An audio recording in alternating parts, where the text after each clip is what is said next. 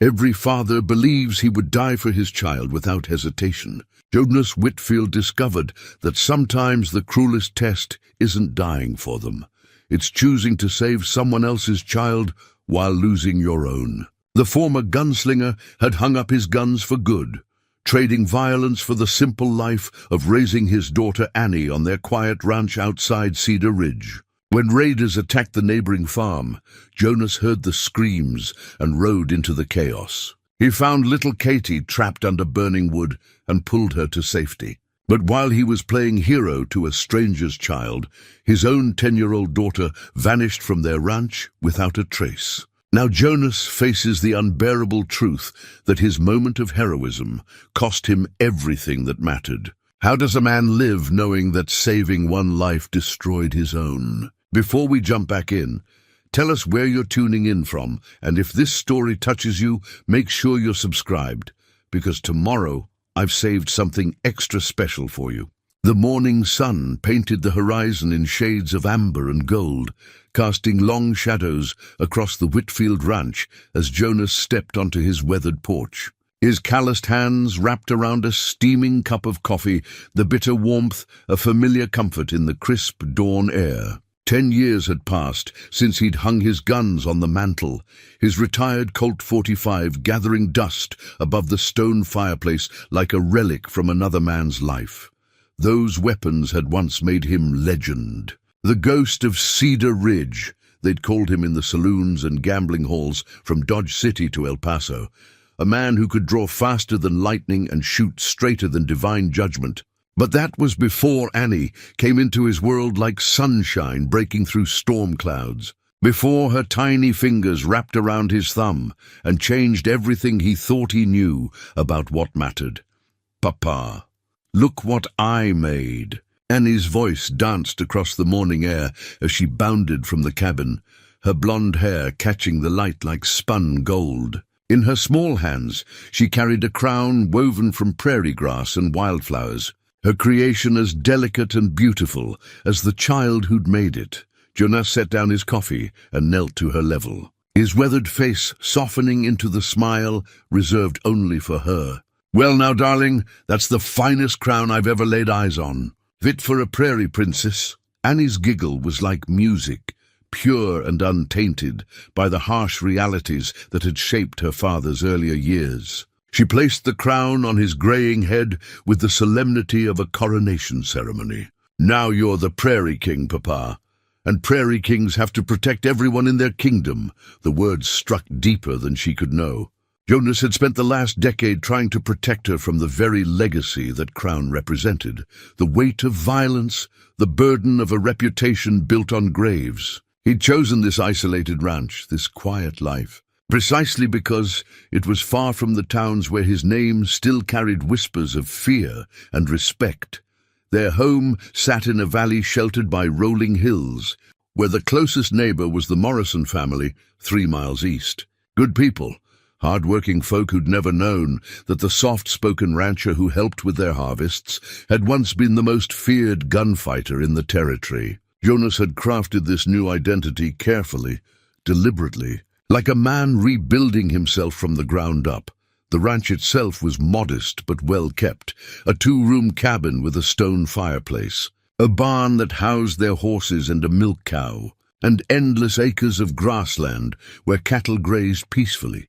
Jonas had built most of it with his own hands, each nail driven and bored, placed as an act of penance for the life he'd left behind. It was honest work, clean work, the kind that let a man sleep peacefully at night. Annie had never known any other life. She'd been born here, delivered by the midwife from Cedar Ridge during a howling winter storm that kept Jonas pacing the cabin floor like a caged wolf. Her mother, Sarah, had died bringing her into the world, a loss that nearly broke Jonas completely but also gave him the most precious gift he'd ever received.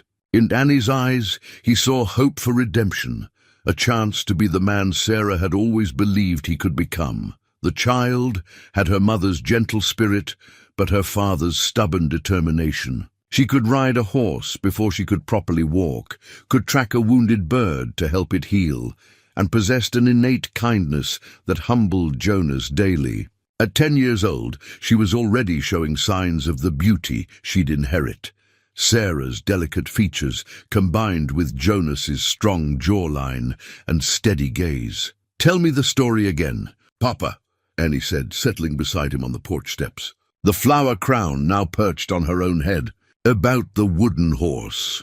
Jonas reached into his pocket and withdrew the small carved figure, a gift he'd made for her 5th birthday. The wooden horse was simple but elegant, crafted from oak during long winter evenings by firelight.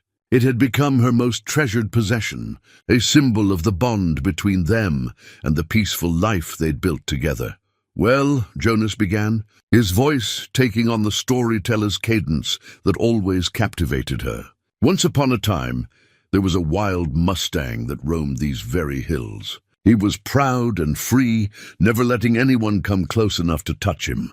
But one day, he met a little girl with hair like sunshine and a heart big enough to gentle the wildest creatures." Annie's eyes sparkled with delight, though she'd heard this tale countless times. "And what happened then?"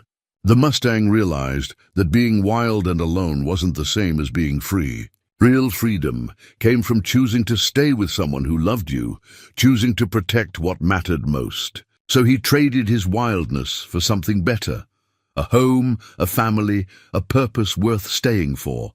It was their story, of course, wrapped in metaphor gentle enough for a child's understanding. Jonas had been that wild Mustang, untamed and dangerous, until Annie's love had shown him a different way to live. The wooden horse was his promise to her, that he would never again be the man who solved problems with violence, that their peaceful life would always come first. But promises, Jonas had learned, were easier to make than to keep. The morning routine continued as it had for years. Annie helped with the morning chores, chattering about the wildflowers she wanted to pick later and the new foal born to their mare last week. Jonas listened with the patience of a man who'd learned to treasure these ordinary moments. He'd seen enough of the world's darkness to recognize the pure light his daughter brought to each day. After breakfast, Annie settled at the kitchen table with her lessons. Jonas had taught her to read and write, using the few books they owned and newspapers that occasionally made their way out from Cedar Ridge. She was bright, eager to learn, and often surprised him with questions that revealed a wisdom beyond her years. "Papa," she said, looking up from her arithmetic, "why do some people choose to hurt others?" The question caught him off guard, as her innocent observations often did. Jonas set down the harness he was mending and studied her face, seeing the genuine curiosity there.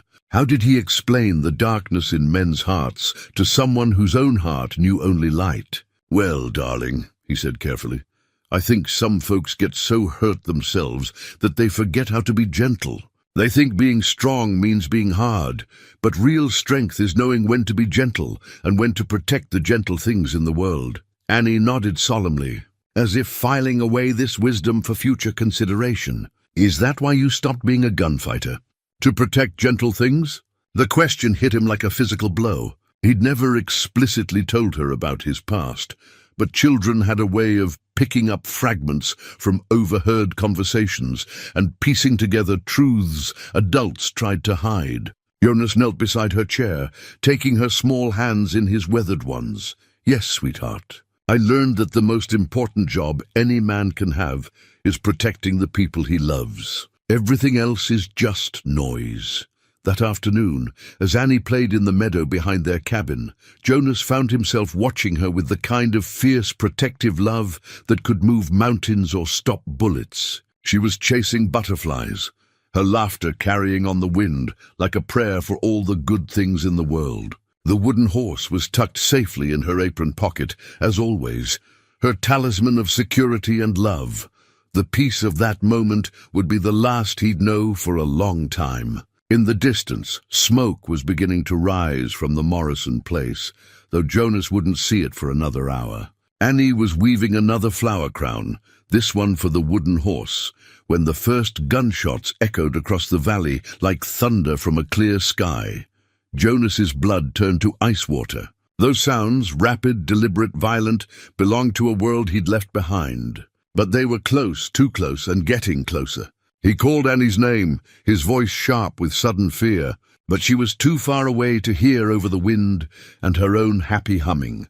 The peaceful life they'd built was about to be tested in ways Jonas had prayed would never come. As he ran toward the cabin to retrieve weapons he'd hoped never to touch again, he couldn't know that within the hour, everything would change. The wooden horse would become not just a toy, but a haunting reminder of the last moments of innocence before the world cracked open and swallowed his child whole. The ghost of Cedar Ridge was about to ride again, but this time he would be hunting in his own backyard, and the stakes would be higher than any poker game he'd ever played. The price of his peaceful decade was about to come due, and payment would be measured in heartbreak and blood. The gunshots cracked across the valley like breaking bones. Jonas's hands moved with muscle memory, pulling his Colt 45 from above the mantel where it had rested in peaceful retirement. The weight felt foreign and familiar all at once, heavier than he remembered, yet fitting his grip like it had been waiting for this moment. "Annie!" His voice carried across the meadow, sharp with urgency. But the wind had picked up, and his daughter was too far away, too lost in her innocent play to hear the danger approaching their world. Jonas sprinted toward the ridge that overlooked the Morrison ranch, his heart hammering against his ribs. The smoke was thick now, black and acrid, carrying the smell of burning wood and worse things he didn't want to identify. Through the haze, he could see riders, 6, maybe 7 men on horseback, moving with the practiced efficiency of wolves culling a herd. The Morrison farmhouse was already ablaze. Jonas could hear screaming, high-pitched, terrified, definitely a child.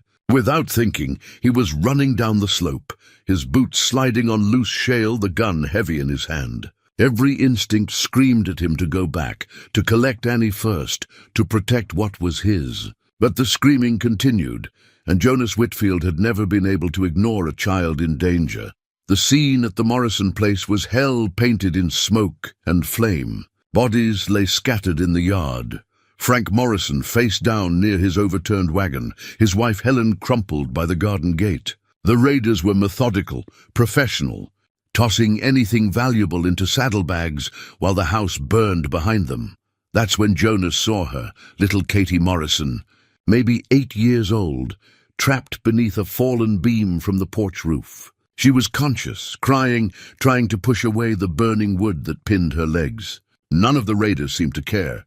They were focused on their pillaging, treating the child like debris to step around. Jonas didn't hesitate. The ghost of Cedar Ridge emerged from 10 years of hibernation, like a man waking from a dream. He moved through the smoke with lethal grace, the gun an extension of his will. The first raider never saw him coming, a single shot to the back of the head, clean and final. The second turned at the sound, but caught a bullet between the eyes before he could draw. "Katie!" Jonas called out, diving toward the trapped girl as the remaining raiders finally noticed the threat in their midst. Bullets whined past his head as he grabbed the burning beam and heaved it aside with strength born of desperate purpose. The child was hurt but alive, her legs burned but not broken. "Run toward the creek," Jonas commanded, lifting Katie into his arms. "Don't look back, don't stop until you reach the water." More gunshots erupted around them. Jonas felt the heat of a bullet pass his ear as he returned fire, dropping another raider from his saddle. The remaining men were shouting now, angry and confused by this unexpected resistance. They'd expected easy pickings, not a gunfight with someone who could actually shoot back. Jonas set Katie down behind the overturned wagon, pressing his spare revolver into her small hands. "If anyone comes around this wagon who isn't me, you point this at them and pull the trigger. Can you do that?" The child nodded, her face streaked with tears and soot, but her eyes fierce with survival instinct. Jonas had seen that look before in other children, forced to grow up too fast. It broke his heart every time. The firefight was brief but vicious. Jonas moved like the legend he'd once been, using the smoke and chaos to his advantage. These weren't professional gunfighters. They were thieves and killers, dangerous but undisciplined. When the shooting stopped, 5 bodies lay in the Morrison yard, and 2 riders were fleeing toward the hills, leaving their dead behind. Jonas scooped Katie into his arms again, her small body trembling with shock and pain. "You're safe now, little one. I've got you." But even as he spoke the words, a terrible certainty was growing in his chest like a cancer. The timing was too perfect, too coincidental. While he'd been playing hero at the Morrison place, while he'd been saving this child, what had been happening at his own ranch? Where was Annie? The ride back to his place felt like a journey through molasses. Every second stretched into an eternity, while Jonas's mind raced through increasingly dark possibilities. Katie had passed out from shock and pain, her small weight a constant reminder of the choice he'd made. Save this child. Trust that Annie was safe at home. His cabin came into view unchanged, peaceful, exactly as he'd left it. For a moment, hope flared in his chest. Maybe Annie had hidden when she heard the gunshots. Maybe she was safe in the root cellar where he'd taught her to go during storms. Maybe his worst fears were just the paranoid imaginings of a man who'd seen too much darkness in his life. "Annie," his voice echoed across the empty yard. "Annie, sweetheart, where are you?" Silence answered him, the kind of silence that spoke louder than screams. Jonas dismounted carefully, settling Katie on the porch steps. The child was conscious again, looking around with wide, frightened eyes. "Where's your little girl?" she whispered. That's when Jonas saw it, a piece of torn fabric caught on the fence post near the barn. Blue gingham, the same pattern as the dress Annie had been wearing. His hands shook as he retrieved it, the cotton soft between his fingers like a whispered goodbye. The signs of struggle were subtle but unmistakable to eyes trained in tracking. Disturbed earth near the barn, hoofprints that didn't belong to his horses. And there, half hidden beneath a pile of hay, Annie's wooden horse lay abandoned, its carved surface scarred by a fresh bootprint. Jonas fell to his knees, clutching the little toy to his chest as the full magnitude of his failure crashed over him. While he'd been saving a stranger's child, someone had taken his daughter. The raiders at the Morrison place hadn't been random thieves. They'd been a distraction, drawing him away from what really mattered. "No," he whispered, then louder. "No!" His voice cracked across the empty yard like a whip. This couldn't be happening. Not to Annie. Not to his sweet, innocent girl who'd never hurt a soul in her 10 years of life. Katie Morrison's small hand touched his shoulder. The child trying to comfort the man who'd saved her. "Maybe they just took her somewhere safe," she said with the hopeful innocence of youth. "Maybe they're hiding her until the bad men go away." Jonas wanted to believe her, needed to believe there was still hope. But the piece of torn dress in his hand told a different story. Annie hadn't gone willingly. She'd fought, struggled, been overpowered by men who had no business touching something so pure and precious. The sound of approaching horses brought Jonas back to the present. Sheriff Coleman rode into the yard with 3 deputies, their faces grim with the news they'd already heard from Cedar Ridge. But when they saw Katie Morrison alive and Jonas kneeling in the dirt with tears on his weathered cheeks, their expressions shifted to confusion and concern. "Jonas," Sheriff Coleman dismounted slowly, his hand resting on his gun butt out of long habit. "We heard shooting. Came as soon as we could. Is this the Morrison girl?" "She's hurt but alive," Jonas managed, his voice rough with emotion. "Her parents didn't make it. But Sheriff, they took Annie. Someone took my daughter." The lawmen exchanged glances loaded with unspoken communication. Sheriff Coleman had been in Cedar Ridge for 15 years, long enough to remember when Jonas Whitfield first arrived with a pregnant wife and a determination to leave his past buried. But he'd also heard the whispered stories about the ghost of Cedar Ridge, the legendary gunfighter who'd simply vanished one day like smoke on the wind. "We'll find her, Jonas," the sheriff said, though his tone carried more hope than conviction. "We'll search every inch of this territory if we have to." But Jonas was already standing, the wooden horse clutched in his fist like a talisman. The peaceful man who'd knelt in despair was gone, replaced by something harder, more dangerous. When he looked up at the sheriff, his eyes held the cold fire that had once made grown men cross the street to avoid his gaze. "No," Jonas said quietly. "I'll find her. And when I do, whoever took her is going to learn why they used to call me the ghost." The transformation was complete. The father had become the hunter, and somewhere in the vast expanse of the western frontier, the men who'd taken Annie Whitfield had no idea they'd just awakened a legend that should have stayed buried. The wooden horse would guide him, not toward home and safety, but into the darkness where violent men dwelt, a darkness he'd hoped never to enter again. But some promises were worth breaking, some prices were worth paying, and some ghosts, once awakened, would not rest until they'd claimed their due. Dawn brought no comfort to Jonas Whitfield. He'd spent the night pacing his cabin like a caged wolf, the wooden horse never leaving his grip, while Katie Morrison slept fitfully on Annie's bed. Every creak of the house, every whisper of wind through the eaves, sent his hand reaching for the gun that now rode permanently on his hip. Sheriff Coleman returned with the sunrise, accompanied by Doc Henderson and Mrs. Calloway from town. The older woman immediately took charge of Katie's care while the doctor examined her burns, and the sheriff delivered news that turned Jonas's blood to winter. We found tracks leading north toward Devil's Canyon, Coleman reported, his weathered face grim. But Jonas, there's something else you need to know. We found this nailed to a tree about a mile from here. The sheriff handed him a piece of paper, yellowed with age and creased from folding. Jonas recognized it immediately. A wanted poster from 12 years ago, bearing his likeness, and the words, "Wanted, dead, or alive," in bold letters above a detailed description of his crimes. Someone had drawn a red circle around his face and written a single word beneath it, "Found." Jonas's hands trembled as he studied the poster. The face looking back at him belonged to a younger, harder man, one with cold eyes and a reputation built on the graves of those foolish enough to challenge him. Seeing it now felt like looking at a stranger, someone from a half-remembered nightmare. "They knew exactly who you were," Sheriff Coleman said quietly. "This wasn't random, Jonas. Someone's been planning this for a long time." The implications hit Jonas like a physical blow. Annie hadn't been taken because she was in the wrong place at the wrong time. She'd been targeted specifically because she was his daughter, because somewhere in his violent past, he'd made an enemy patient enough to wait 10 years for revenge. "Sheriff," Jonas said, his voice barely above a whisper, "I need you to understand something. The man on that poster, that was me, but it wasn't all of me.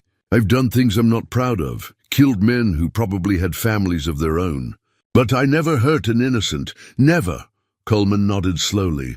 He'd always suspected there was more to Jonas Whitfield than met the eye, but the man had been nothing but a model citizen since arriving in Cedar Ridge. The past is the past. Jonas, what matters now is finding Annie, but the past, Jonas was learning, had a way of refusing to stay buried. As word spread through Cedar Ridge about the attack on the Morrison place and Annie's disappearance, old whispers began to surface. By mid-morning, a small crowd had gathered in the town square, their voices carrying a mixture of fear, curiosity, and barely concealed excitement at having a genuine legend in their midst. Jonas rode into town with grim purpose, the wanted poster folded in his shirt pocket like a confession waiting to be made. He needed supplies, ammunition, and information. Most importantly, he needed to know which of his old enemies might have the patience and resources to orchestrate something this elaborate. The first person he approached was Tom Bradley, the telegraph operator who'd been in Cedar Ridge longer than anyone could remember. If there was information to be had about recent arrivals or suspicious inquiries, Tom would know. "Mr. Whitfield," Tom said nervously, his eyes darting to the gun on Jonas's hip. "Heard about your troubles. Terrible thing, terrible. But I got to ask, is it true what folks are saying? About who you used to be?" Jonas placed the wanted poster on the counter between them, smoothing out the creases with deliberate care. "Every word of it. I was the ghost of Cedar Ridge, and I killed more men than I care to count. But that was before Annie, before I learned there were better ways to live. Now someone's taken my daughter because of who I used to be, and I need your help to find her." Tom's eyes widened as he studied the poster, comparing the hard-faced young man in the photograph to the weathered rancher standing before him. "Lord Almighty," he breathed. "The ghost himself. I thought you were just a story. Stories don't raise children or mend fences, Jonas replied. But they do make enemies. Tom, I need to know if anyone's been asking questions about me, sending telegrams about my whereabouts, anything unusual in the past few months. The telegraph operator was quiet for a long moment, his fingers drumming nervously on the counter. Finally, he reached beneath his desk and withdrew a small notebook filled with his careful handwriting. There was something, he admitted. About 3 months ago, got a wire from someone in Tombstone asking about settlers in this area. Specifically mentioned a man fitting your description with a young daughter. Paid extra for discretion, said it was about a family inheritance. Jonas felt his jaw clench. 3 months was plenty of time to plan an elaborate kidnapping, to scout locations and hire the kind of men who'd attack innocent families without hesitation. Do you still have the telegram? Sorry, no. Standard practice is to destroy them after a month, unless there's a legal reason to keep them. But I remember the sender's name, signed it Emser Brennan. The name hit Jonas like a bullet between the eyes. Marcus Brennan. Images flooded back. A saloon in El Paso, a card game gone wrong, accusations of cheating that escalated to gunplay. Jonas had killed Marcus's older brother in that fight, a fair draw witnessed by a dozen men. But fairness and family loyalty were different things entirely. Sweet Jesus, Jonas whispered. Marcus Brennan had been 18 then, young and hot-headed, screaming threats as Jonas walked away from his brother's body. But that had been 12 years ago. The boy would be a man now, with resources and connections that a teenager couldn't possess. Tom studied Jonas's expression with growing concern. You know this Brennan fellow? I killed his brother in El Paso. Fair fight, but that doesn't matter to family. Jonas folded the notebook page with the telegram information and slipped it into his pocket alongside the wanted poster. Tom, I need you to send some wires for me, discreetly, of course. What do you need? Contact the sheriffs in Tombstone, El Paso, and Dodge City. Ask about Marcus Brennan. Any recent activities, known associates, current whereabouts. Tell them it's regarding a kidnapping, and they should respond to Sheriff Coleman directly.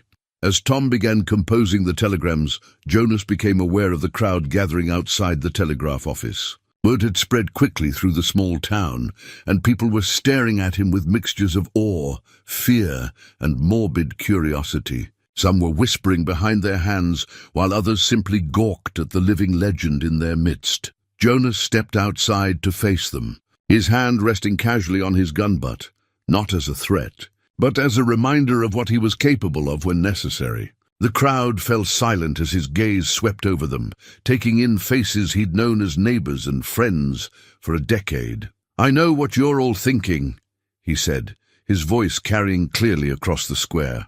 You're wondering if the stories are true, if the man you've known as Jonas Whitfield really was the ghost of Cedar Ridge. The answer is yes. I was a killer, a gunfighter, a man who solved problems with violence. But that was before I learned there were better ways to live.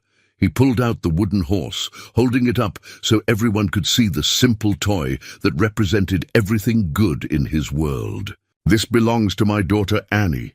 She's 10 years old, loves wildflowers and butterflies, and has never hurt a soul in her life. Yesterday, men took her because of what I used to be. Now I need to become that man again, not because I want to, but because she needs me to. The crowd stirred uneasily, but Jonas wasn't finished. Some of you are afraid of me now, and that's fair. The ghost was someone to be feared. But I need you to understand, I've never hurt an innocent person, and I never will. The only people who have anything to fear from me are the ones who took my daughter.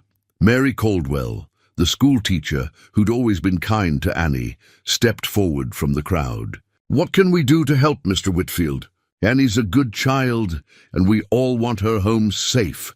Her courage seemed to break the spell over the others. One by one, people began offering assistance, search parties, supplies, information about strangers who'd passed through town. Jonas felt a warmth in his chest that had nothing to do with the sun overhead. These people had accepted him as Jonas, the rancher, for 10 years, and now they were willing to accept the ghost if it meant bringing Annie home. But even as the community rallied around him, Jonas knew the truth was more complicated than their support could address. Finding Annie would require him to become someone he'd sworn never to be again. It would mean embracing the violence he'd rejected, using skills he'd hoped to forget forever. The wooden horse felt heavy in his hand as he mounted his horse and prepared to follow the trail north toward Devil's Canyon. Behind him, Cedar Ridge continued to buzz with the revelation of his true identity. Ahead lay a path that would test every principle he'd built his new life upon. But for Annie, he would walk through hell itself. The ghost of Cedar Ridge was riding again, and God help anyone who stood between him and his daughter. That evening, Jonas sat alone in Annie's room, surrounded by the innocent remnants of a childhood brutally interrupted. Her clothes hung neatly in the small wardrobe he'd built for her 7th birthday. Her collection of smooth river stones lined the windowsill, each one a treasure she'd found during their walks together. And there, tucked beneath her pillow, was her private journal, a leather-bound book he'd given her for Christmas with strict instructions that it was hers alone to write in. Jonas had never violated that privacy, even when curiosity about his daughter's inner thoughts had tempted him. But now, with Annie missing and his world shattered, he needed to understand if she'd seen this coming. If there had been signs he'd missed in his determination to protect her from his past. With trembling hands, he opened the journal to the first page. Annie's careful handwriting filled the lined paper, her words a window into the mind of a child wise beyond her years. January 15th. Papa thinks I don't know about the guns, but I've seen him cleaning them late at night when he thinks I'm asleep. He's always so sad afterward, like they remind him of something terrible. I wish I could make him forget whatever makes him hurt so much. Jonas's throat tightened as he read on, finding entry after entry that revealed how closely Annie had been watching him, how much she'd understood, despite his efforts to shield her from the truth. March 2nd, Mrs. Brennan. In town asked me strange questions today about Papa. Wanted to know if he ever talked about his life before we came here, if he had any old friends who might visit. Something about her smile made me uncomfortable. I didn't tell her anything, but I wonder why she was so interested. The journal slipped from Jonas's nerveless fingers. Mrs. Brennan. He'd been so focused on Marcus that he hadn't considered the possibility of an accomplice, someone who could scout the territory without arousing suspicion. A woman asking innocent questions about a neighbor would never raise alarms in a small town like Cedar Ridge. He forced himself to continue reading, each entry painting a picture of a perceptive child who'd been slowly realizing that her father harbored dangerous secrets. May 10th. I found one of Papa's old wanted posters in the barn today. He must have dropped it while moving supplies. The picture looks like him, but younger and harder. The name underneath says, Jonas Whitfield, the ghost of Cedar Ridge. I put it back where I found it and pretended I never saw it. Papa has been so happy lately, and I don't want to ruin that by letting him know I know. Jonas closed his eyes, overwhelmed by his daughter's wisdom and compassion. She'd known exactly who he was and had chosen to protect him from the burden of that knowledge. While he'd been trying to shield her from his past, she'd been shielding him from her awareness of it. The final entry was dated just 3 days ago, September 14th. I'm scared, but I don't want to worry Papa. There have been strangers riding past our ranch, always at a distance, but always watching. Yesterday I saw smoke signals from Devil's Canyon, the kind Papa taught me meant danger. I think something bad is coming, and it's because of who Papa used to be. If anything happens to me, I want him to know that I'm not afraid. He taught me to be brave, and I love him more than all the stars in the sky. The wooden horse he made for me will always remind me that some wild things choose to stay because love is stronger than freedom. Jonas pressed the journal to his chest and wept for his daughter's courage, for his own failures, for the innocence that had been stolen from both of them. Annie had seen the danger coming and had chosen to face it with the quiet bravery that made her extraordinary. Now it was his turn to be worthy of that courage. A knock at the door interrupted his grief. Sheriff Coleman stood on the porch with a telegram in his hand and an expression that promised more bad news. "Heard back from Tombstone," the sheriff said as Jonas invited him inside. "Marcus Brennan's been busy. According to Sheriff Patterson, he's built quite an operation over the past few years. Cattle rustling, robbery, extortion. Nothing they could pin on him directly, but his name comes up in too many investigations to be coincidence." Jonas poured them both coffee from the pot he'd kept warm all day, his hands steadier now that he had a clear enemy to focus on. "What about associates?" "That's the interesting part. Patterson says Brennan's been recruiting specifically for this job, hiring men with grudges against legendary gunfighters. Apparently, there's been a lot of talk in the saloons about settling old scores with the famous names of the past." The implications sent a chill down Jonas's spine. This wasn't just about revenge for one dead brother.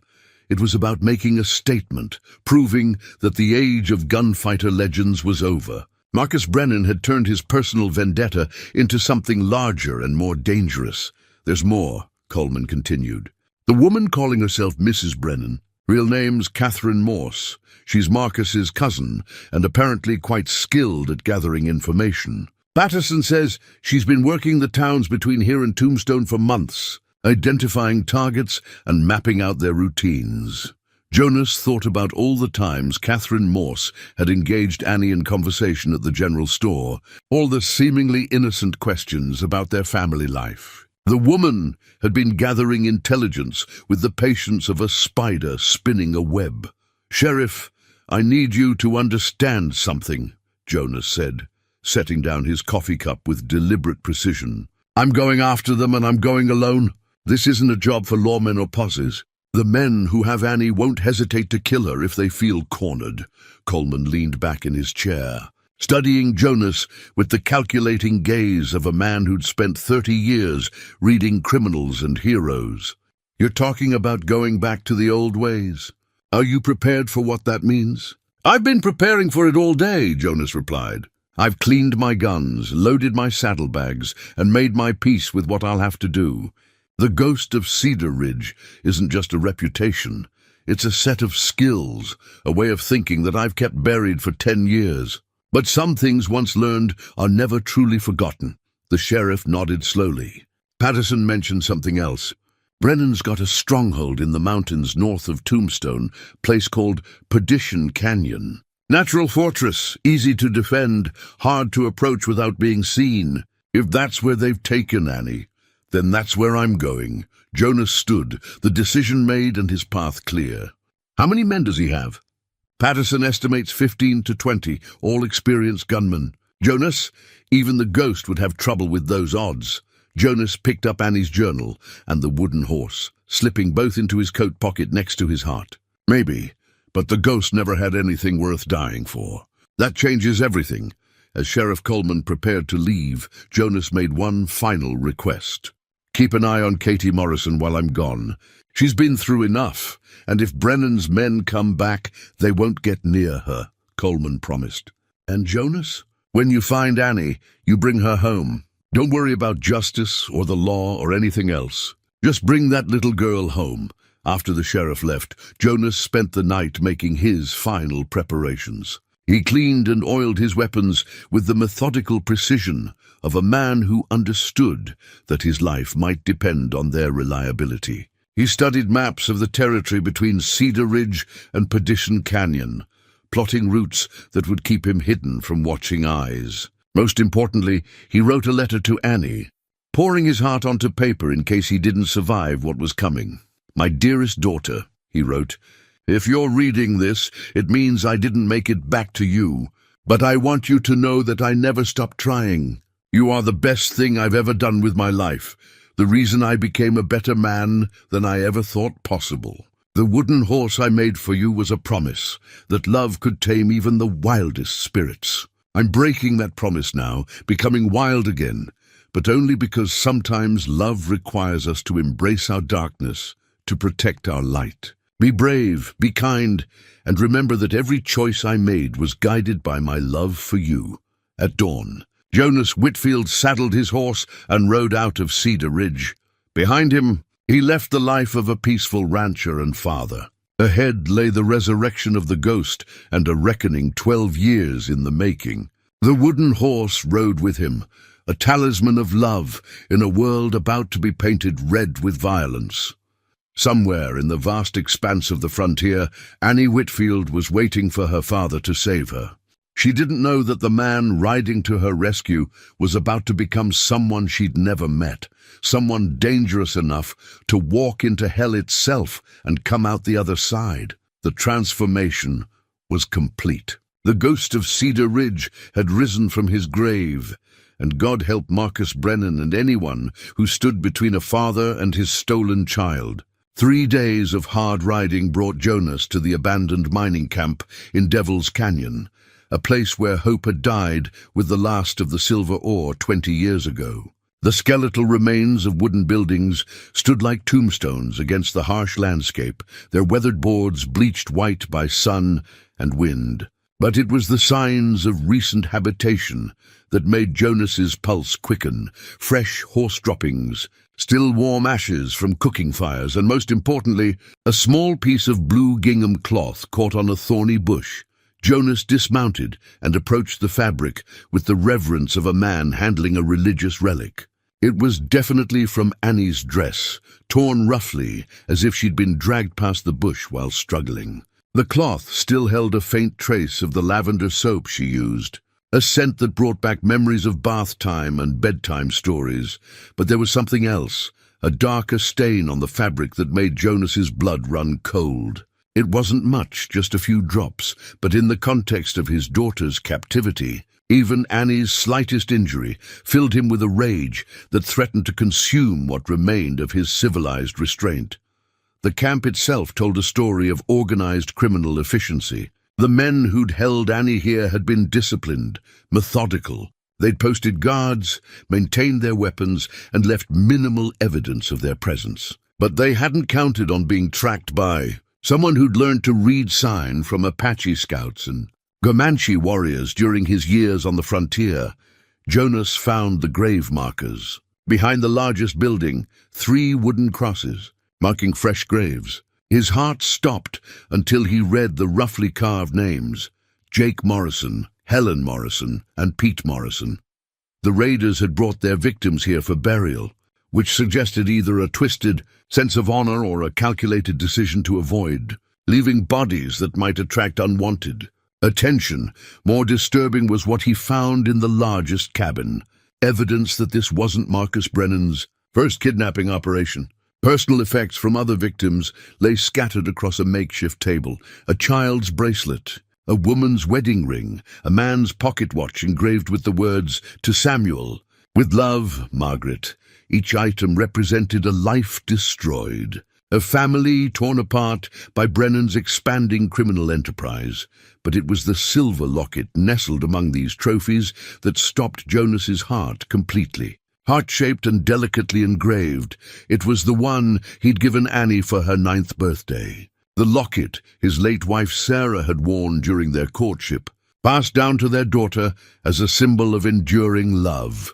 Jonas opened the locket with trembling fingers, revealing the tiny photographs inside, one of Sarah holding baby Annie, the other of Jonas himself, taken during their first year of marriage, when he'd still believed violence could be left behind forever. Annie had treasured this locket, wearing it every day as a connection to the mother she'd never known. Finding it here, abandoned among the possessions of other victims, was both heartbreaking and hopeful. Heartbreaking because it meant Annie had been here, had suffered in this place. Hopeful because Marcus Brennan wouldn't have kept trophies from dead victims. He was collecting them from the living, which meant Annie was still alive. The sound of approaching horses sent Jonas diving for cover behind an overturned ore cart.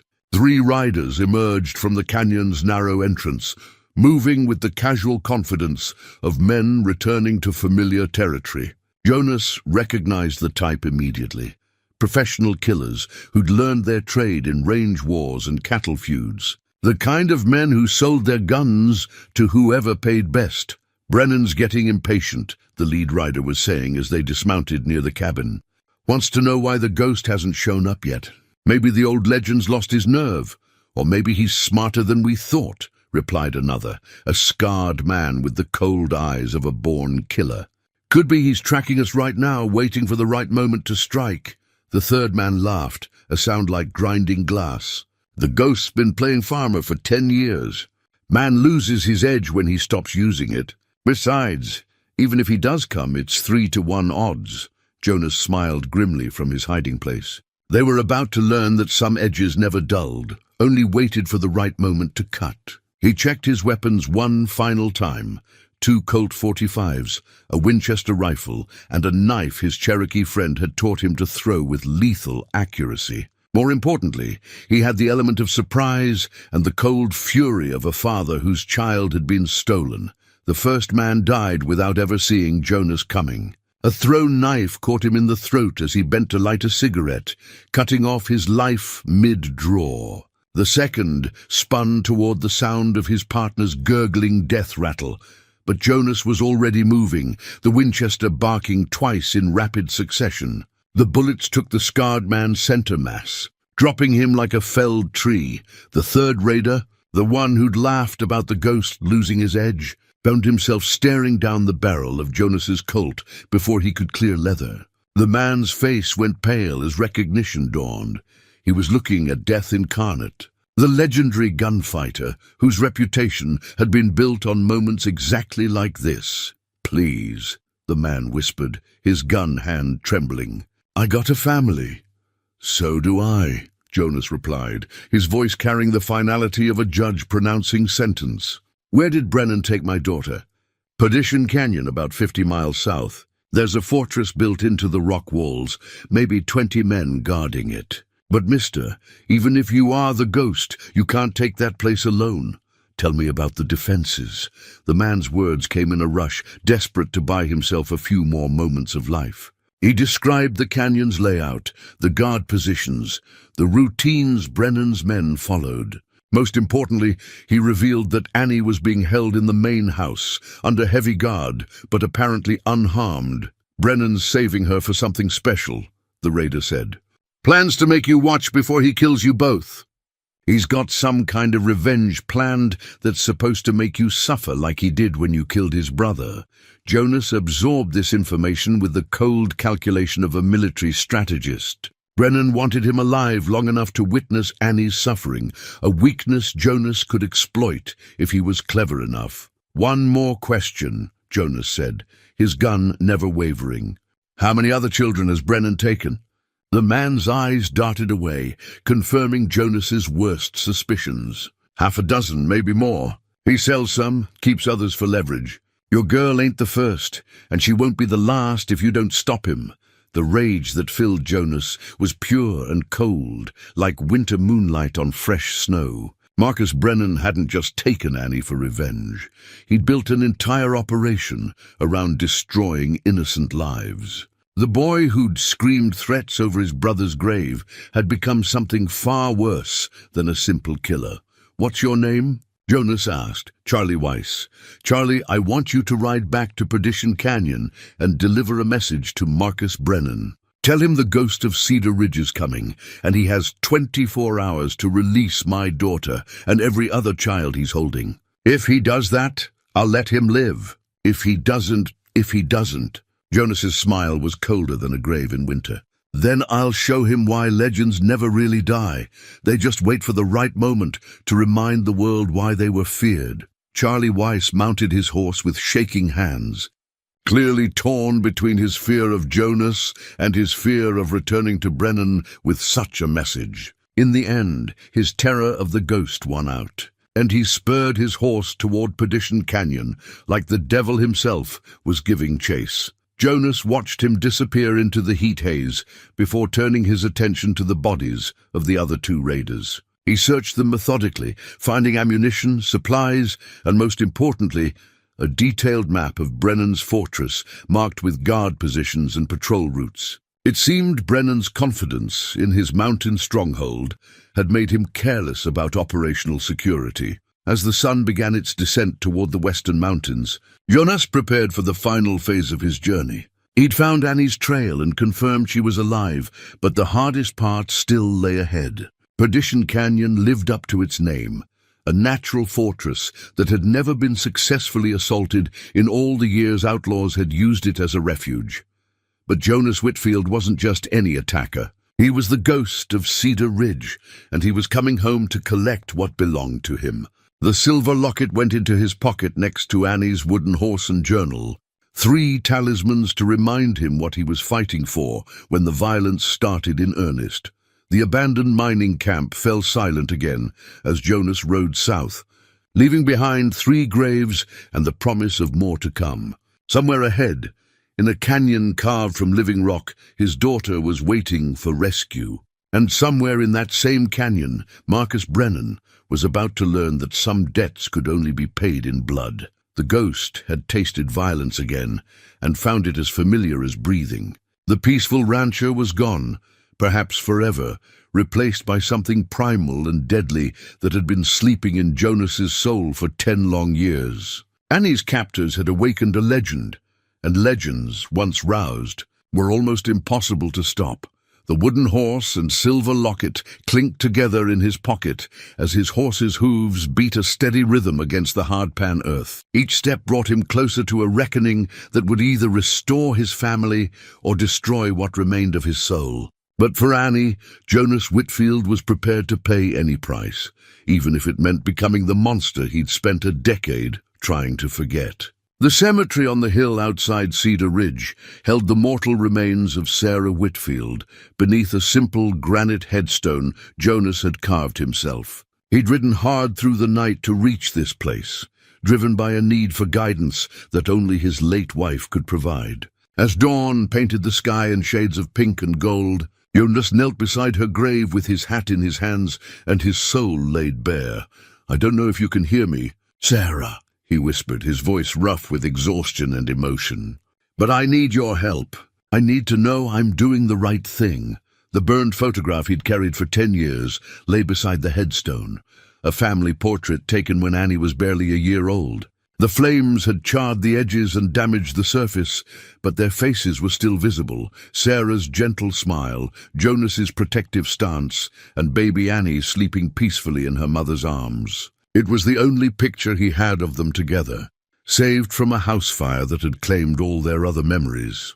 "I promised you I'd leave the violence behind," Jonas continued, his fingers tracing Sarah's name on the weathered stone. "I promised I'd raise Annie in peace, give her the childhood neither of us ever had. But they took her, Sarah, they took our little girl, and the only way to get her back is to become the man I swore I'd never be again." The morning wind whispered through the cemetery's ancient oak trees, carrying the scent of wildflowers and prairie grass. For a moment, Jonas could almost hear Sarah's voice in that whisper, not words, but the gentle wisdom that had guided him during their brief time together. Sarah had known exactly who he was when she married him. She'd seen past the reputation and the violence to the man underneath, the one who'd been shaped by a harsh world but wasn't beyond redemption. Her love had been the catalyst for his transformation, proving that even the most hardened killers could choose a different path. "I see her in Annie every day," Jonas said, touching the burned photograph. "The way she tilts her head when she's thinking, the way she hums while she works, the way she believes the best of everyone she meets. She has your heart, Sarah, and your faith in the goodness of people. I can't let that light be extinguished by my failures." A shadow fell across the grave as Sheriff Coleman approached, his footsteps careful and respectful on the hallowed ground.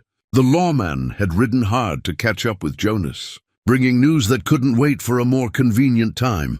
"Thought I might find you here," Coleman said, removing his own hat as he joined Jonas beside the grave. "Got word from the territorial marshal. There's been developments in the Brennan situation." Jonas looked up from the photograph, his eyes red with grief but steady with purpose.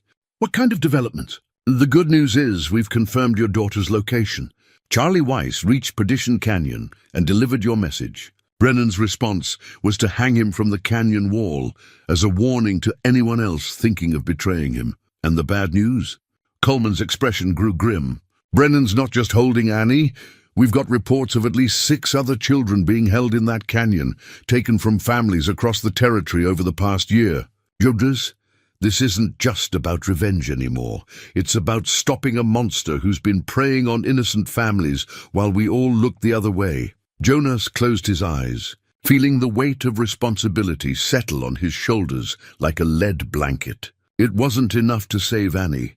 He had to save them all, had to stop Brennan before more families were destroyed. The scope of his mission had expanded beyond personal rescue to something approaching a crusade. There's more, Coleman continued. The territorial marshal is organizing a force to assault the canyon, but it'll take at least a week to coordinate with the various sheriffs and gather enough men. Those children don't have a week. No, Jonas agreed, they don't. He stood slowly, his knees protesting the hours of kneeling on cold ground. Sheriff, I need you to understand something. What I'm about to do, the man I'm about to become, it's not justice. It's not law. It's something older and darker than either of those things. Coleman studied Jonas's face, seeing the transformation that had taken place during the long night vigil. The peaceful rancher was gone completely now, replaced by something that belonged to a more violent age.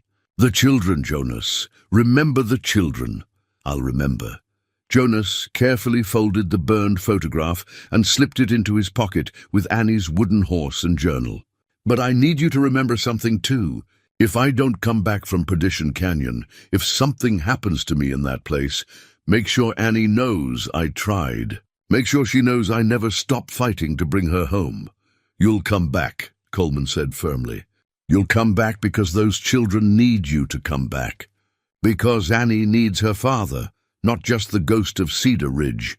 Jonas mounted his horse as the sun climbed higher into the morning sky. Behind him lay Sarah's grave and the promise of peace he'd made to her memory. Ahead lay Perdition Canyon, and a reckoning that would test every skill he'd learned in his violent youth. Sheriff, Jonas said as he prepared to ride away, there's something in my cabin I want you to have, if things go badly. Under the loose floorboard by the fireplace, there's a box with letters I've written to Annie over the years, birthday letters. Christmas letters, letters for when she gets married and becomes a mother herself. She's going to need those words if I don't make it back to say them myself. Coleman nodded, understanding the gravity of what Jonas was entrusting to him. I'll see she gets them. But Jonas, you're going to give her those letters yourself. You're going to walk her down the aisle and hold your grandchildren and grow old, watching her live the life you've given her. Jonas managed to smile. The first genuine expression of hope he'd worn since Annie's disappearance. From your lips to God's ears, Sheriff. As Jonas rode away from the cemetery, he carried with him more than weapons and determination. He carried the love of a dead wife who'd believed in his capacity for redemption, the trust of a community that had accepted his violent past, and the desperate hope of families whose children had been stolen by a madman's revenge. The burned photograph rested against his heart, a reminder that love could survive even the most destructive fires. Sarah's face smiled up at him from the damaged image, and in that smile, Jonas found the strength to embrace the darkness one more time. Perdition Canyon waited somewhere beyond the southern mountains, a fortress of stone and malice where innocence was held captive by men who'd forgotten what it meant to be human. But the ghost of Cedar Ridge was coming, and he carried with him all the fury of a father whose child had been stolen, all the righteous anger of a community that had been violated, and all the deadly skills that had once made his name a whispered legend. The wooden horse clinked against the silver locket in his pocket as his horse's hooves beat a steady rhythm on the hard-packed earth. Each step carried him further from the man he'd tried to become and closer to the killer he'd always been underneath. But for Annie, for all the stolen children, Jonas Whitfield was prepared to descend into hell itself and emerge victorious, or not at all.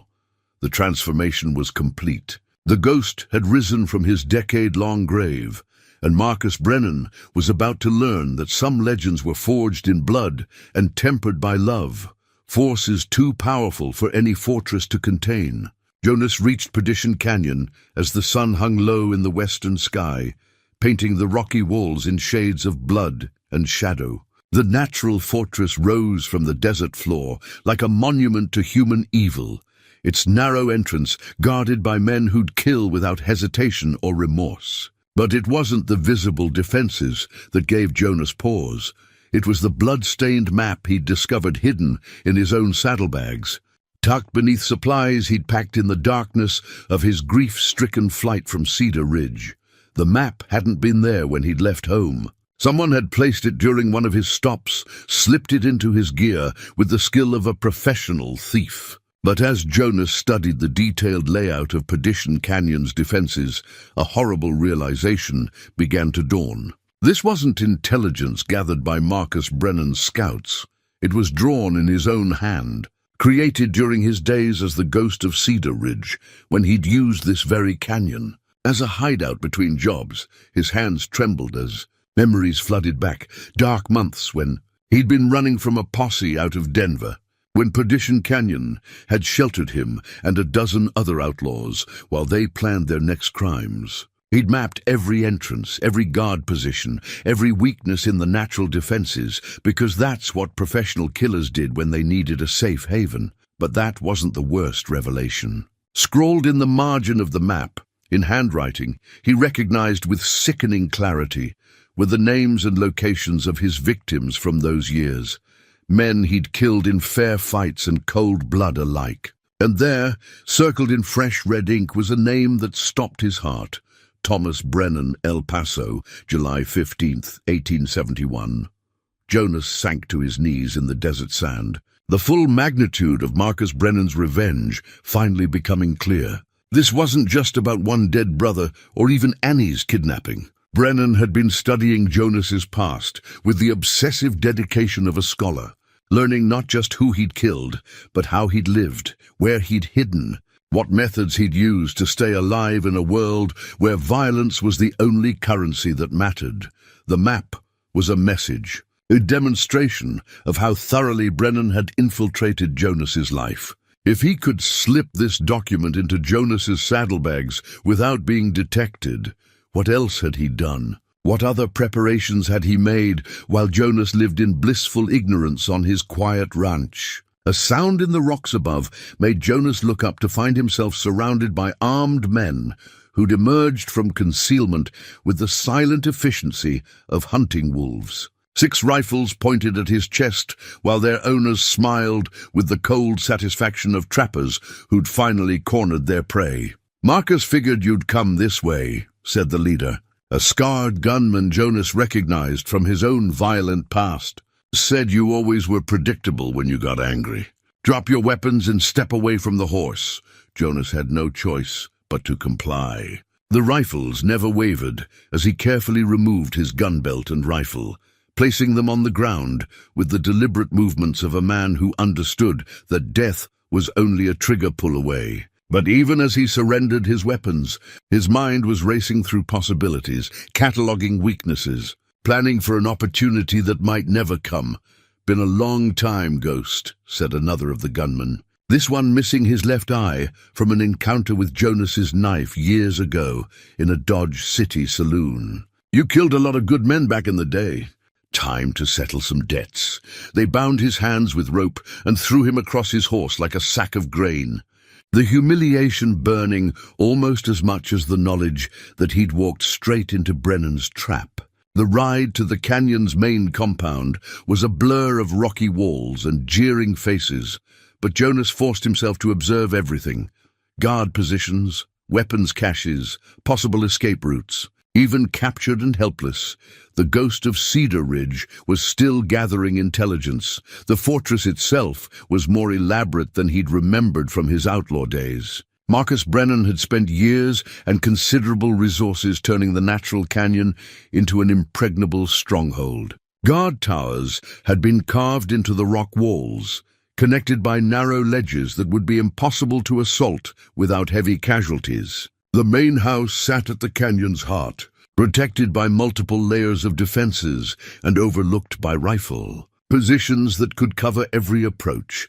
But it was the sight that greeted him in the central courtyard that drove home the true scope of Brennan's operation. A line of cages had been built against the canyon wall, and in each one sat a child, boys and girls ranging in age from 6 to 14, all of them dirty, frightened, and obviously mistreated. Annie was in the third cage, her blue dress torn and her face streaked with tears, but her eyes blazed with the defiant spirit that made Jonas's heart swell with fierce pride. "Papa!" she cried out when she saw him, pressing against the bars of her cage with desperate hope. "I knew you'd come. I knew you wouldn't leave me." Marcus Brennan stepped out of the main house like an actor taking the stage for his greatest performance. At 30, he'd grown into a tall, lean man, with cold intelligence burning in dark eyes that mirrored his dead brothers. But where Thomas had been hot-tempered and reckless, Marcus displayed the calculated patience of a master strategist who'd spent 12 years planning this moment. "Welcome home, Ghost," Brennan said, his voice carrying the cultured tones of a man who'd educated himself during his years of exile. "I've been looking forward to this reunion for quite some time." Jonas was hauled to his feet and forced to his knees in the courtyard center, positioned so he could see both Annie and the other captive children. The symbolism wasn't lost on him. Brennan wanted him to understand the scope of his failure, the number of innocents who would suffer because of Jonas's violent past. "You're probably wondering how I knew you'd come this way," Brennan continued, circling Jonas like a predator, savoring its prey. "How I managed to place that map in your saddlebags. How I've stayed one step ahead of the legendary Ghost of Cedar Ridge." He gestured to a figure emerging from the shadows. Catherine Morse, the woman who'd posed as Mrs. Brennan while gathering intelligence in Cedar Ridge. But seeing her here, in the context of Brennan's fortress, Jonas realized she was far more than a simple spy. "You remember Catherine, of course," Brennan said. "She's been watching you for 3 years, Ghost. 3 years of carefully documenting your routines, your relationships, your weaknesses. Did you know she rented the cabin next to yours during that winter when you thought you were so isolated? She heard every conversation, watched every tender moment between you and your daughter, the violation of his privacy, the knowledge that his most intimate moments with Annie had been observed and catalogued, filled Jonas with a rage that threatened to overwhelm his reason. But he forced himself to remain calm, to keep listening and learning. Information was the only weapon he had left. Catherine also has a particular talent," Brennan continued. "She can pick any lock, slip into any room, plant any device without leaving a trace. That map you found, she placed it 3 weeks ago during one of her midnight visits to your ranch. She's been in your home dozens of times, Ghost. She even sat in Annie's room and watched her sleep." Jonas felt something break inside him, not his spirit, but the last restraints that had kept the ghost leashed for 10 years of peaceful living. The man kneeling in the dirt was no longer Jonas Whitfield, peaceful rancher and loving father. He was death incarnate, held in check only by the ropes around his wrists and the rifles pointed at his chest. "Why?" Jonas asked, his voice deadly quiet. "And Thomas was a fair fight. He drew first, and a dozen witnesses saw it happen." Brennan's composure cracked slightly, revealing the seething hatred that had driven him for 12 years of planning and preparation. "Fair fight. You killed the only family I had left, the only person who ever gave a damn whether I lived or died. You took everything from me and then disappeared like smoke, leaving me with nothing but grief and dreams of revenge. So you decided to take everything from me. Oh, Ghost, you still don't understand." Brennan's smile was colder than winter moonlight. "I'm not just taking your daughter. I'm taking all of them. Every child represents a family destroyed, a parent driven mad with grief, a community torn apart by loss. You killed one man, so I'm going to kill an entire way of life." The scope of Brennan's madness was staggering. This wasn't just revenge, it was genocide disguised as justice. The systematic destruction of innocence in the name of balancing scales that could never be balanced. "And the best part," Brennan continued, "is that you're going to help me do it. You see, I need the ghost's reputation for what comes next. I need the fear that name inspires, the legend that makes strong men cross the street and mothers tell their children cautionary tales. when word spreads that the ghost of Cedar Ridge has returned to his old ways, when people learn that even legendary gunfighters can't escape their past, it will break something fundamental in the frontier spirit. Jonas finally understood. Brennan wasn't just destroying individual families. He was trying to kill the myth of redemption itself, to prove that violent men could never truly change, that the frontier's promise of second chances was nothing but a beautiful lie.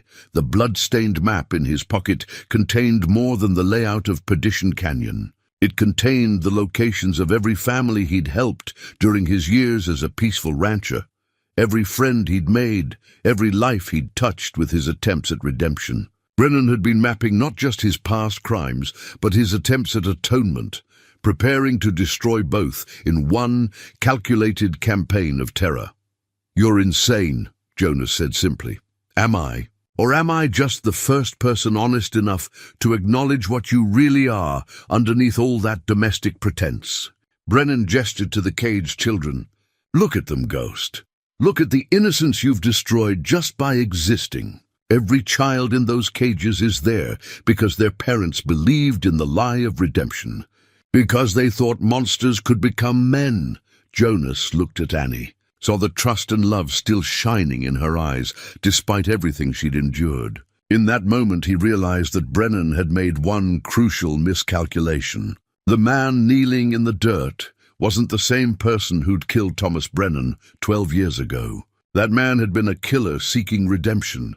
This one was a father seeking justice, and there was a difference as vast as the space between damnation and salvation.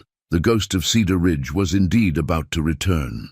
But he would be serving a different master this time, guided by love instead of violence, mercy instead of vengeance. Marcus Brennan had spent 12 years preparing for a confrontation with a legend from the past, never realizing he was about to face something far more dangerous, a man who'd learned that some things were worth dying for, and some things were worth killing for. The wooden horse and silver locket pressed against Jonas's heart as he knelt in the dust of Perdition Canyon. Soon, very soon, Marcus Brennan would learn that the greatest mistake a man could make was threatening someone else's child. The ghost was coming home, and hell was coming with him. The cell they threw Jonas into had been carved from living rock, a tomb-like chamber that smelled of despair and human misery. His wedding ring, worn and weathered from 10 years of honest labor, caught what little light filtered through the iron bars, reminding him of promises made to a woman who'd believed he could be better than his past. As he sat in the darkness, listening to the distant sounds of children crying, Jonas faced the hardest truth of his life. The peaceful man Sarah had helped him become might not be strong enough to save these innocents, but the ghost of Cedar Ridge had never concerned himself with such moral complexity. Jonas closed his eyes and let the transformation complete itself. Every skill he'd learned in 20 years of violence came flooding back. How to read the rhythm of guard changes, how to identify weaknesses in seemingly impregnable defenses, how to kill quickly and silently when the moment demanded it. The wedding ring slipped from his finger as his hands remembered the calluses that came from daily gun practice, from the weight of iron that had once been as familiar as breathing. "Sarah," he whispered to the darkness, "I'm about to break every promise I made you. But I hope you'd understand why." The sound of approaching footsteps interrupted his meditation. Catherine Morse appeared at his cell door, her face barely visible in the flickering torchlight. Up close, Jonas could see the intelligence that had made her such an effective spy, but also something else, a hollowness that spoke of choices made and innocence lost. "He wants to see you," she said, producing a keyring from her belt. "Marcus has been waiting 12 years for this conversation. Don't disappoint him." Jonas stood slowly, his joints protesting the hours spent on cold stone. "Tell me something, Catherine. Do you sleep well at night, knowing what you've helped him do to those children?" For just a moment, her composed mask slipped, revealing something that might have been regret or shame. "We all make choices, Ghost. Some of us just live with the consequences better than others." She led him through corridors carved from the canyon walls, past chambers that had been converted into storage rooms and living quarters. The fortress was larger than it appeared from outside, a warren of tunnels and chambers that could house 50 men comfortably. But it was the sounds echoing from the depths that made Jonas's blood run cold, children sobbing, men laughing, and underneath it all, the kind of silence that spoke of broken spirits and abandoned hope. Marcus Brennan waited in what had once been the canyon's natural amphitheater, a circular chamber where outlaws had once gathered to plan raids and divide spoils. Now it served as Brennan's throne room, complete with a chair carved from black stone and elevated on a platform that commanded the entire space. Guards stood at every entrance, their weapons ready and their eyes alert for any sign of trouble. "Bring him forward," Brennan commanded, his voice echoing off the stone walls like the pronouncement of a mad king. It's time for the ghost to learn what justice really looks like. They forced Jonas to his knees before the stone throne, but his eyes remained fixed on Brennan's face. 12 years had changed the angry boy into a calculating man, but the hatred burning in those dark eyes remained constant. This was what obsession looked like when given time to fester and grow, a cancer that had consumed everything human in Marcus Brennan's soul. "Do you know what the worst part was?" Brennan asked, leaning forward in his stone chair. "It wasn't losing Thomas, though that nearly killed me. It was watching you walk away afterward, clean and righteous and satisfied with your victory. You killed my brother and then went home to your wife like it was just another day's work." Jonas kept his voice level, refusing to give Brennan the emotional reaction he craved. "Your brother drew first. A dozen witnesses. My brother was 18 years old." Brennan's composure cracked, revealing the raw wound that had never healed. He was drunk and stupid and showing off for some saloon girl who didn't give a damn about him. "You could have wounded him, could have walked away, could have done anything except put a bullet through his heart. He was 18 and armed and trying to kill me. In my world, that made him a man." Brennan laughed, a sound like breaking glass. "Your world?" "Yes, let's talk about your world, Ghost. A world where might makes right, where the fastest gun decides what's just, where violence is the only currency that matters. You helped build that world with every man you killed, every town you terrorized, every family you destroyed." Jonas felt the truth of those words like physical blows. He had helped build the violent frontier that had consumed so many lives, including his own humanity. But he'd also tried to build something better in its place, a quiet ranch where a child could grow up innocent and safe, a community where former enemies could become neighbors. "I changed," Jonas said simply. "I became a better man than I was. Did you? Or did you just hide the monster better?" Brennan gestured to the guards surrounding them. "Look around you, Ghost. This fortress, these men, this entire operation. I built it all using skills I learned from studying you. Every tactical manual you ever read, every hideout you ever used, every method you ever employed to stay alive in a violent world. I became the Ghost of Cedar Ridge's greatest student." The revelation hit Jonas like a punch to the gut. Brennan hadn't just been planning revenge. He'd been learning from his enemy, absorbing every lesson the Ghost had ever taught about survival in a lawless land. The student had indeed surpassed the teacher, building an empire of violence that made Jonas's old crimes look like amateur efforts. "And now," Brennan continued, "it's time for the final lesson. You're going to help me demonstrate to the world that redemption is a lie, that violent men never truly change, that the frontier's promise of second chances is nothing but a beautiful dream designed to keep weak men hopeful. I won't help you hurt those children." Brennan's smile was colder than winter moonlight. "Oh, but you will. Because if you don't, I'll start with your precious Annie. I'll make you watch while I break her spirit piece by piece, while I teach her that her father's love was just another lie in a world built on lies." Jonas felt something snap inside him. Not his restraint, but his last connection to the peaceful man he'd tried to become. The transformation was complete now, irreversible. The ghost of Cedar Ridge sat in chains before his greatest enemy, but his spirit was free and deadly as a winter wind. "Marcus," Jonas said, his voice carrying the quiet authority that had once made hardened killers step aside. "You've made one crucial mistake in all your planning. And what's that?" "You've been preparing to fight the man I used to be. But that man never had anything worth dying for." Jonas looked directly into Brennan's eyes, letting him see the cold fire burning there. "The man sitting here now does, and that makes him far more dangerous than any legend you've studied." For the first time since their confrontation began, uncertainty flickered across Brennan's face. He'd spent 12 years preparing for this moment. But something in Jonas's tone suggested that his careful plans might not account for every variable. "Take him back to his cell," Brennan ordered.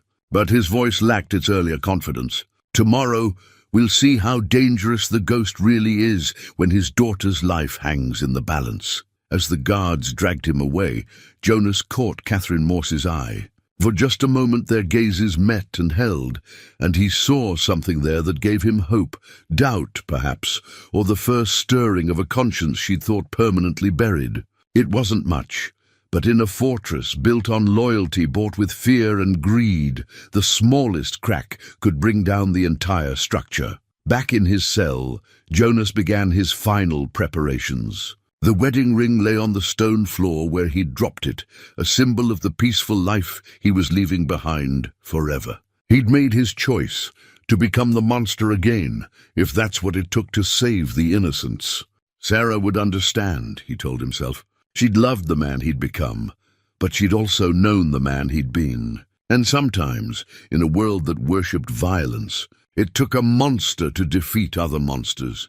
The wooden horse and silver locket pressed against his heart as he settled into a meditative state that was part prayer and part preparation for war. Somewhere in the depths of Perdition Canyon, children were crying themselves to sleep while their captors planned unspeakable cruelties. But the ghost of Cedar Ridge was coming for them, and he carried with him all the fury of a father whose child had been stolen. All the righteous anger of a community that had been violated. Tomorrow would bring blood and violence on a scale that would make his old reputation seem tame by comparison. But tonight, Jonas Whitfield said goodbye to the last vestiges of the peaceful man he'd tried to become, and welcomed back the legend that had once made his name whispered in fear from Dodge City to El Paso. The transformation was complete. The ghost had risen from his grave, and Marcus Brennan was about to learn that some lessons could only be taught in blood. Dawn came to Perdition Canyon like a reluctant witness to the violence about to unfold. Jonas had spent the night in meditation, his mind cycling through every skill he'd learned in 20 years of frontier warfare. When the guards came for him, they found a different man than the one they'd locked away, calmer, deadlier.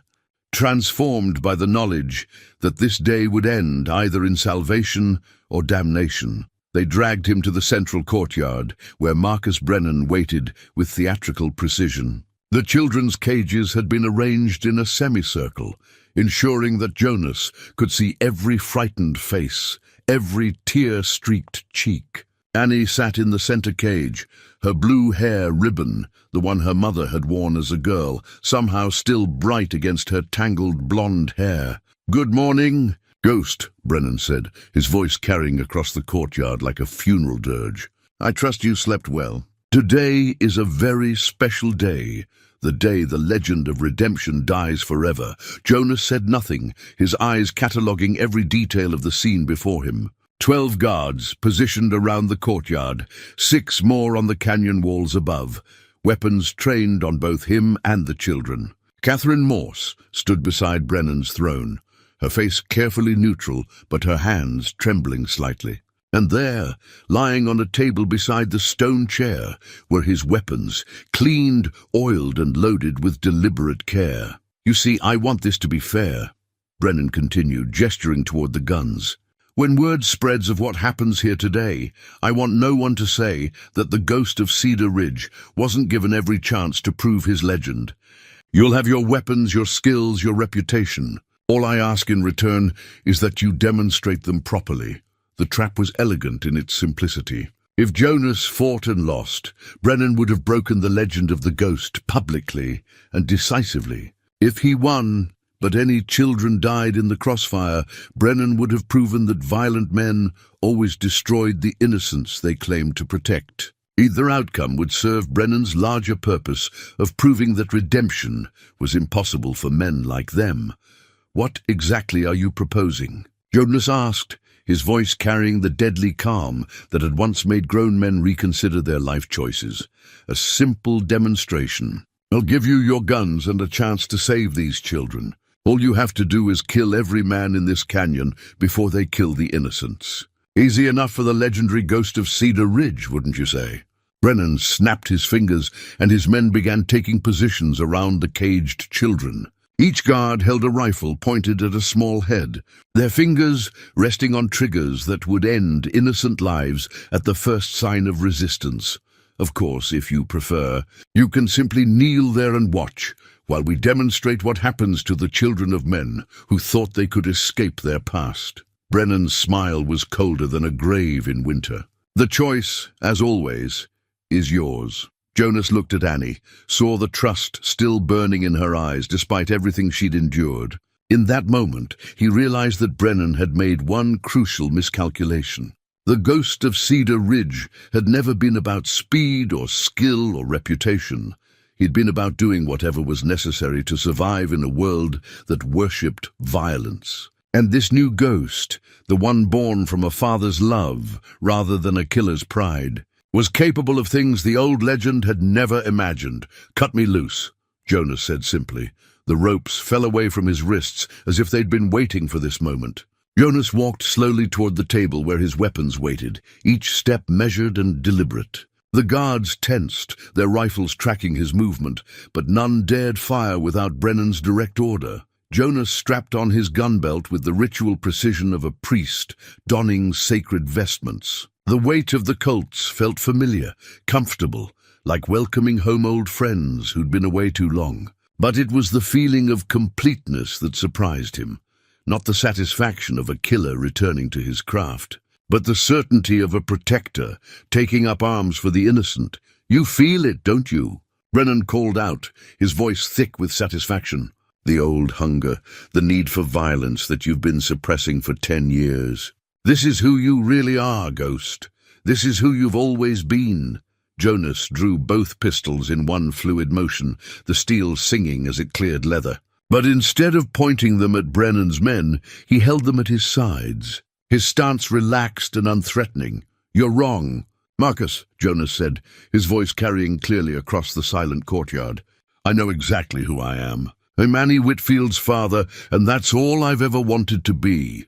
What happened next defied every tactical manual ever written, violated every rule of gunfighter survival that Jonas had learned in his violent youth. Instead of seeking cover or opening fire, he began to walk calmly toward the nearest guard, his weapon still pointed at the ground.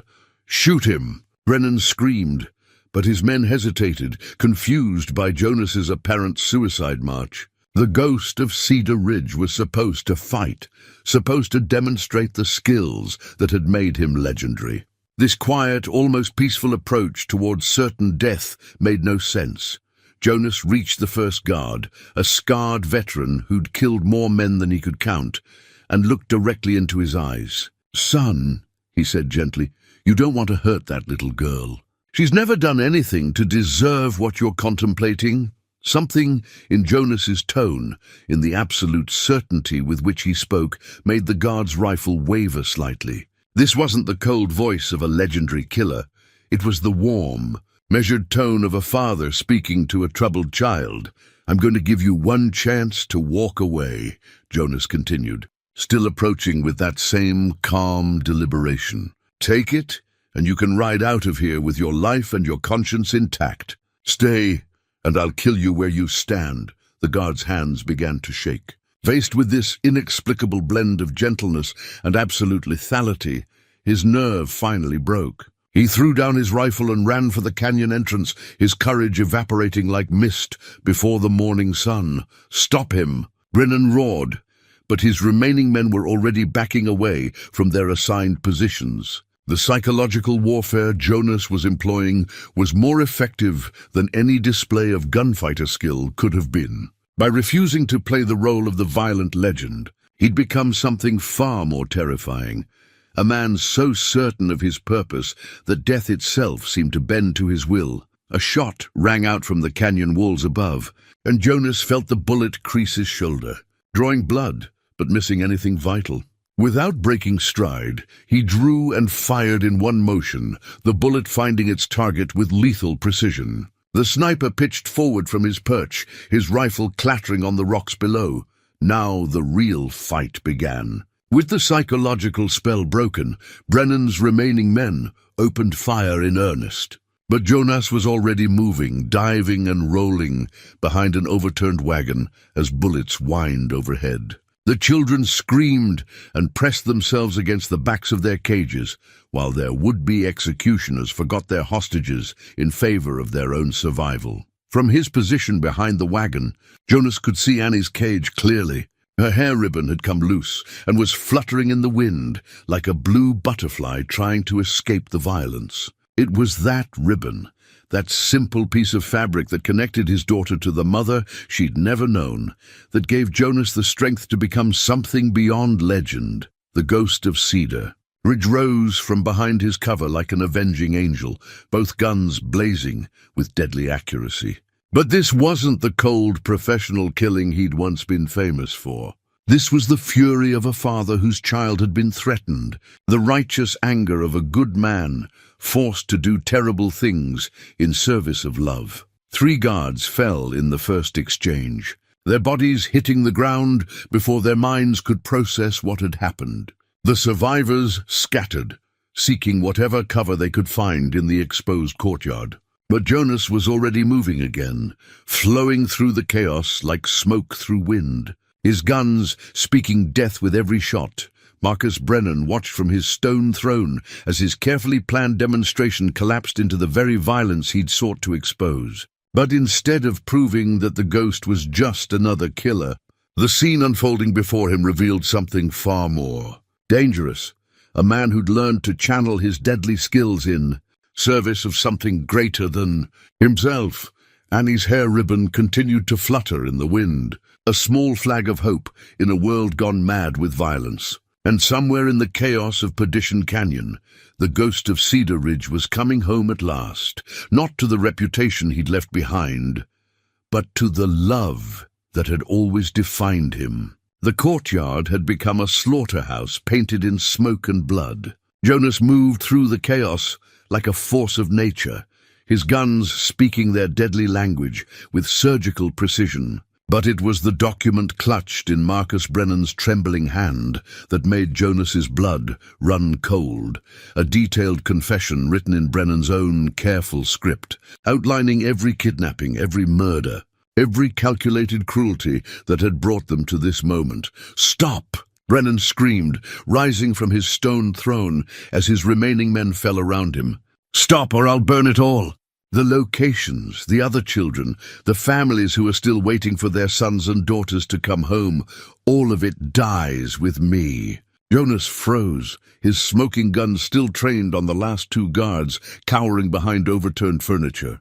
The confession in Brennan's hand represented more than evidence. It was a map to dozens of other victims, children sold into slavery or worse. Families destroyed by a madman's methodical revenge against a world that had wounded him. "That's right. Ghost," Brennan continued, his voice cracking with hysteria. "You can kill me, but you'll never find them all without this. How many innocents are you willing to sacrifice to save these few?"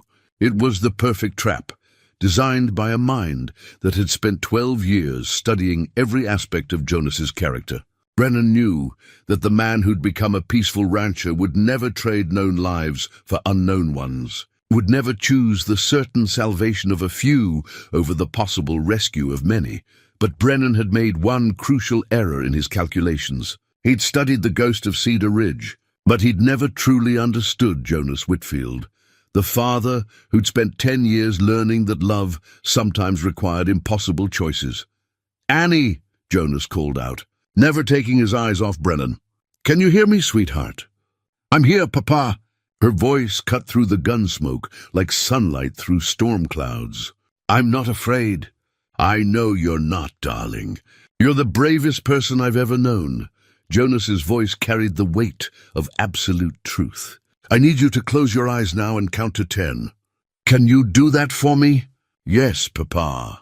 Jonas waited until he heard her small voice begin counting, then moved with the lethal grace that had made him legendary. His first shot took Brennan in the shoulder, spinning him around and sending the confession fluttering toward the flames of a nearby torch. The second shot shattered the lock on Annie's cage as Jonas dove forward, catching the precious document before it could burn.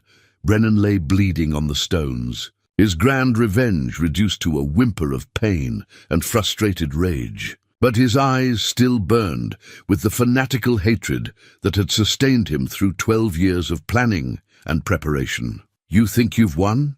he gasped, blood frothing at his lips. "This is just the beginning, Ghost. There are others like me, others who remember what you did in the old days. They'll come for you, for her, for everyone you've ever cared about. The past never stays buried." Jonas knelt beside the dying man, his voice gentle despite the violence that surrounded them. "Maybe you're right, Marcus. Maybe the past never truly dies. But neither does love. And that's something you never understood about your brother's death." "What do you mean?"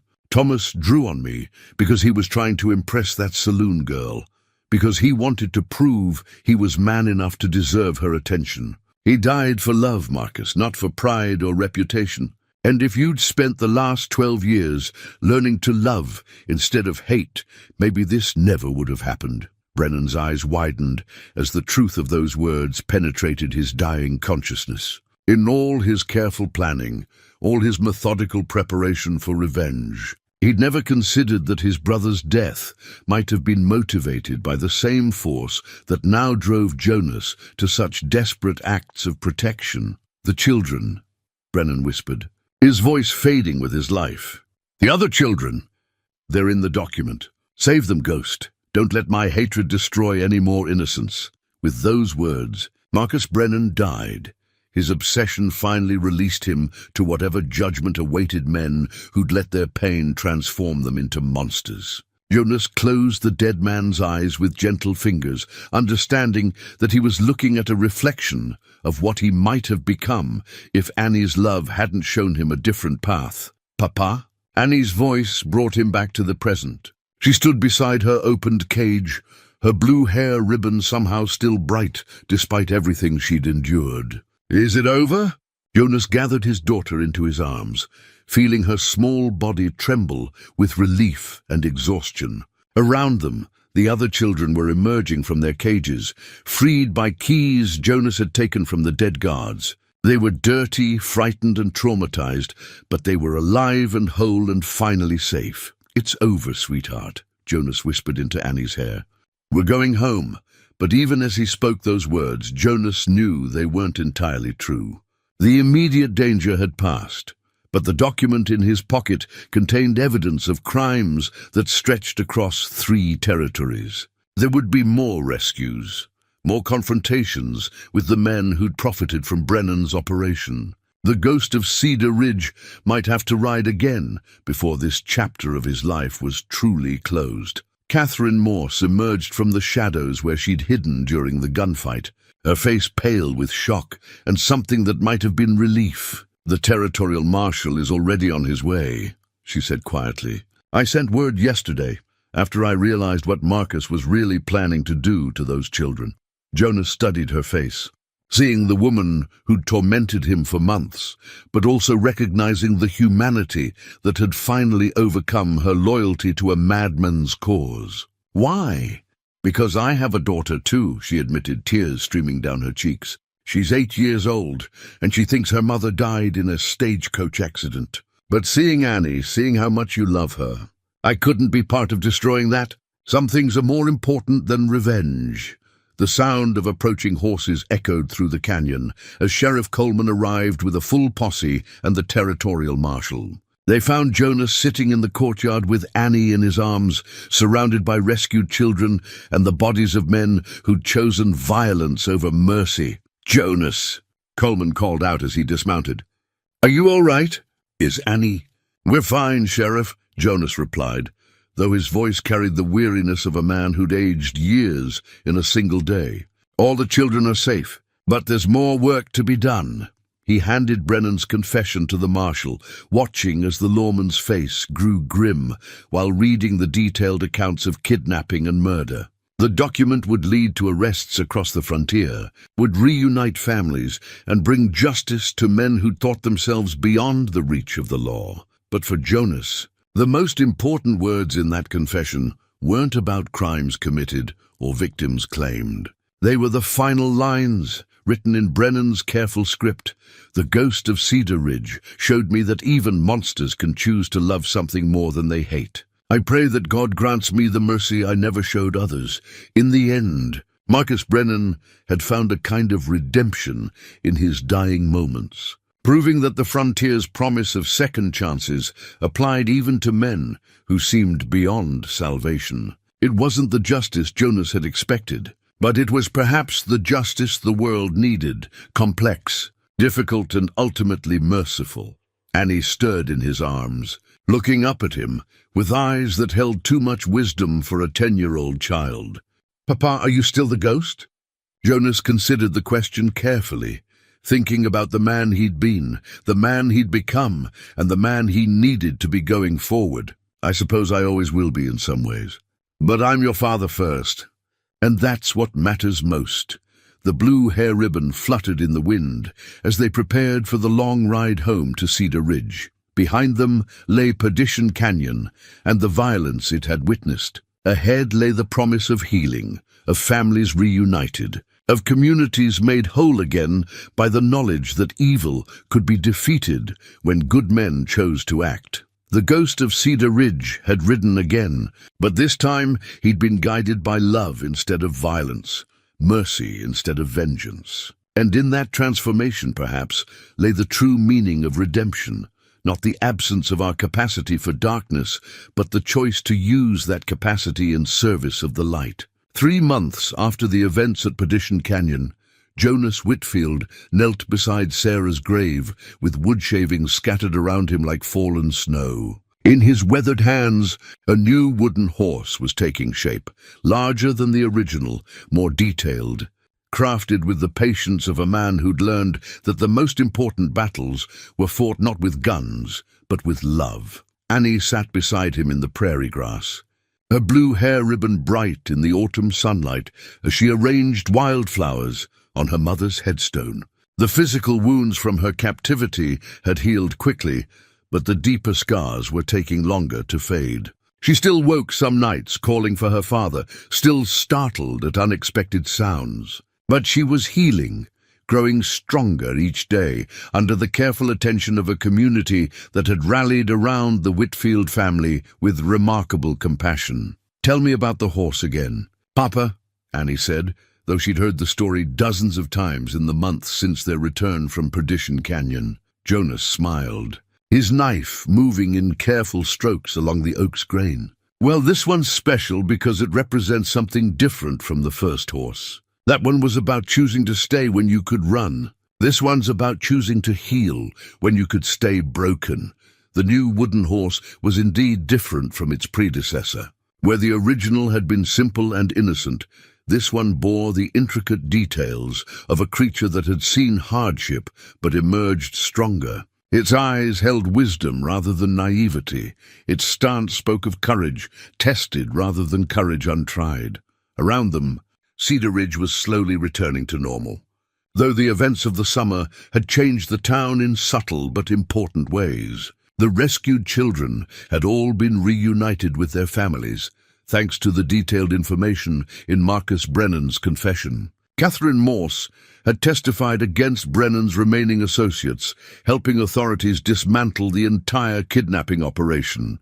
She'd been granted immunity in exchange for her cooperation, and last Jonas had heard, she was indeed living quietly with her 8-year-old daughter somewhere in Colorado.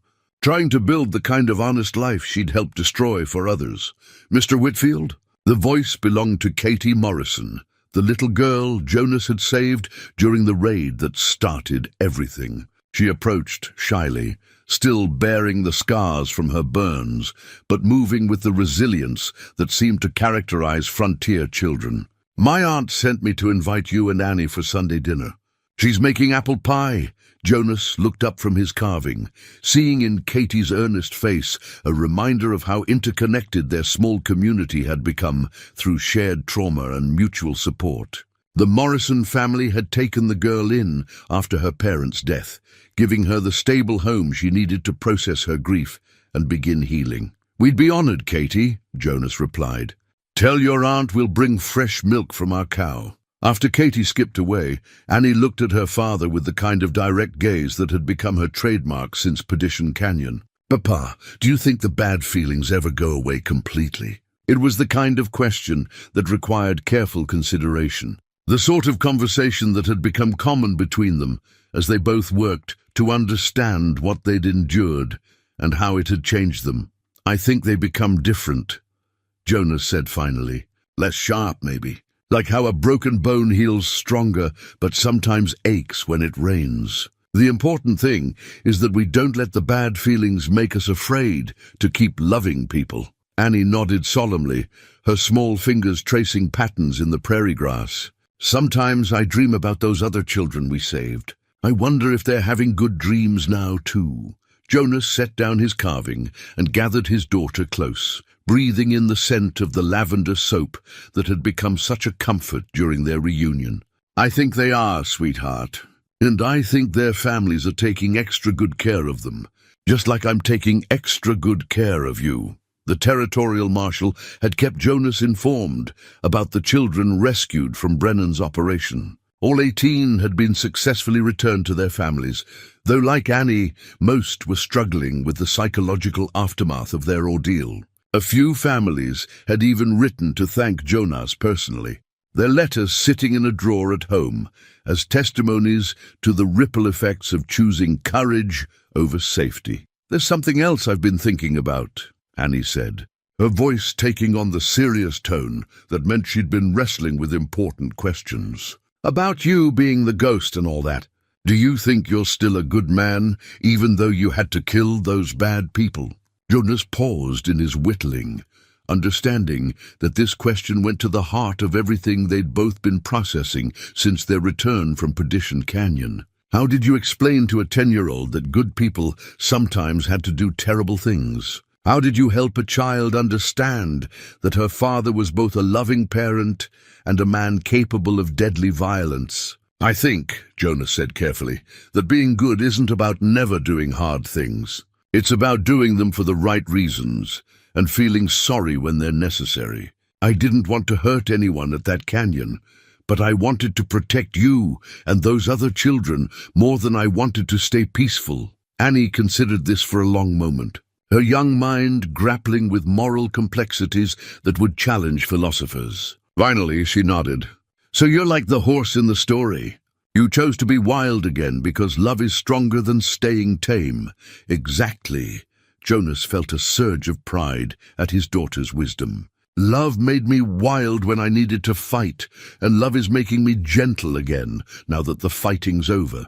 They sat in comfortable silence as the afternoon sun tracked across the sky, father and daughter sharing the kind of peaceful moment that had once seemed impossible during the dark days of Annie's captivity. Around them, the prairie stretched endlessly in all directions, vast and beautiful and filled with the promise of tomorrow.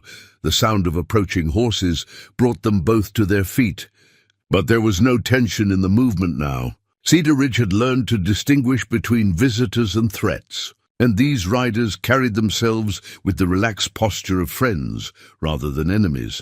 Sheriff Coleman appeared over the rise, accompanied by a man Jonas didn't immediately recognize, well-dressed, with the bearing of someone accustomed to authority, but the kind eyes of someone who understood loss.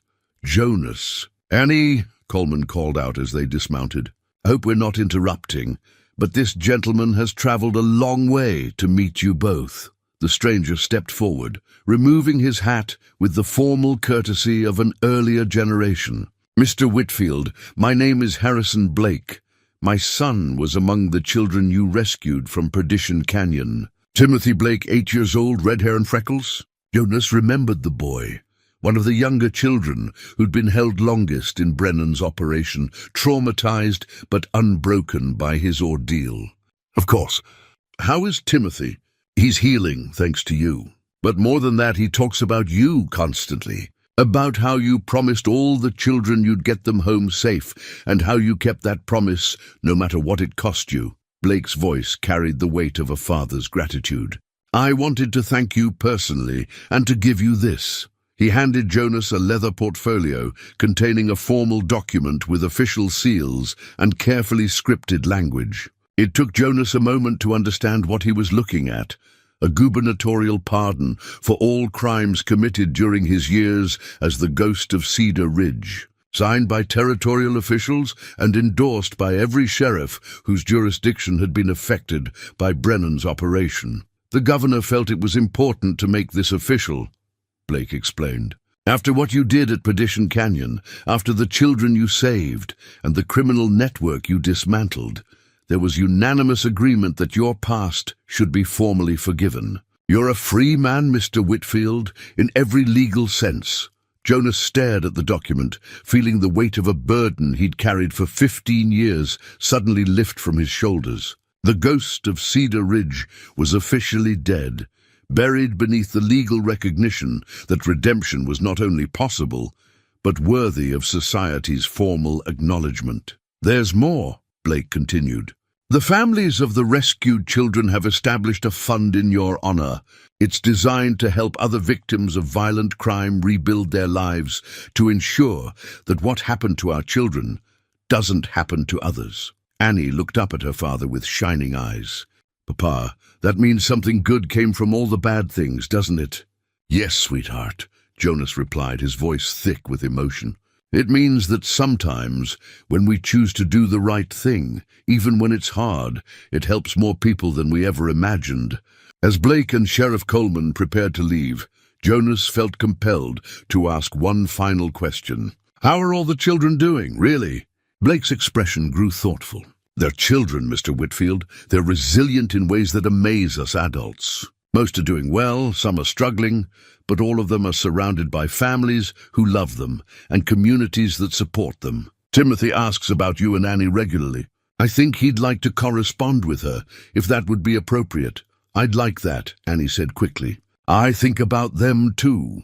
After their visitors departed, Jonas and Annie remained by Sarah's grave as the sun began its descent toward the western mountains.